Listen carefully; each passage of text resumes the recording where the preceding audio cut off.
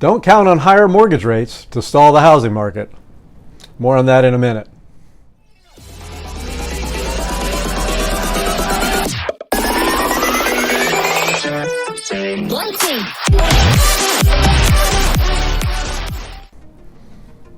Hi everybody, Joe Hillner with your Home Sale Guaranteed Realty, where we will sell your home for just a 1% commission.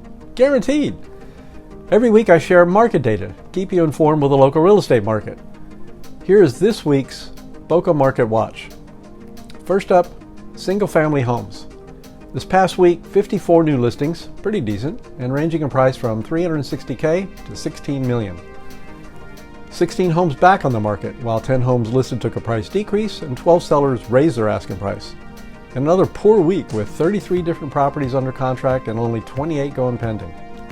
16 homes unsuccessful in selling and taken off the market or expired outright. And a poor week for sales with just 35 homes closed in the past week, ranging from $349K to $9.1 million. Next up, condos and townhomes. 44 new listings, not great, and ranging from $103,000 to $5 million. 13 units back on the market, 14 properties with a price decrease, and 3 sellers with an increase. And a good week with 52 different properties under contract and another 55 going pending. Only 13 condos or townhomes unsuccessful in selling and taken off the market or the listing expired. 61 closed sales this week, so-so, ranging in price from $100,000 to $3.95 million. And here's what's making news right now. Real estate prices can be slow to respond to changes in borrowing costs if they respond at all. Some economists who have documented this history call it inertia. With the assumption that the Federal Reserve is on the cusp of again raising interest rates, we're hearing a wide range of predictions concerning what this will mean for the white-hot housing market, which just registered record high increases for 2021. What's not clear is whether increasing rates will sabotage the real estate market by raising the expense of borrowing. By all accounts, they should. Makes sense, right? The higher the rate, the greater the monthly payment, and the less potential home buyers can afford. Housing sales consequently decline.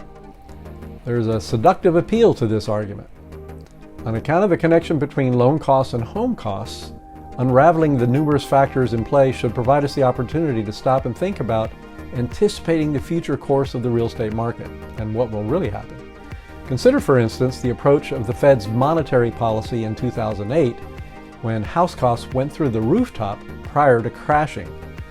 The Fed cut rates directly following the tech stock bust in 2000 and the 9/11 assaults, from a high of around 6.6% in 2000 to a low of 2% by 2003.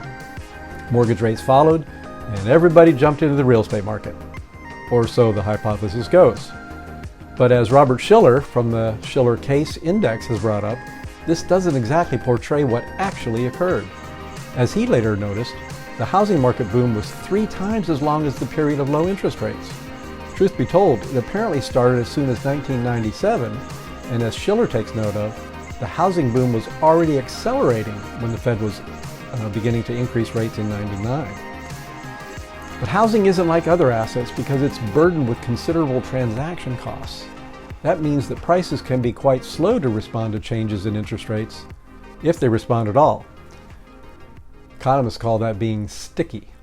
Proof of this comes from a new report by the Bank for International Settlements that looked at historical data on the connection between home costs and nominal short-term rates. It found that a 1% decline in nominal short-term rates led to a 5% increase in home prices. In any case, it required 3 years for that to occur. So it wasn't just a knee-jerk response. The empirical relationship between changes in interest rates and real house prices might therefore not be as straightforward as it's implied by simple models. So all in all, it takes time, quite a while even, for these changes to turn up in housing costs. Those researchers found that adjustments in real short-term rates can continue to reverberate for up to 5 years. Interesting. Delayed effects aside, there's the problem also of expectations. Evidence exists that when the Fed delivers a shock when it raises or brings down rates, it will outsizedly affect housing costs. Assuming everybody anticipates that it should bring rates up steadily in a specific fashion, and then the Fed does precisely that, there may not be as much of an impact on housing prices.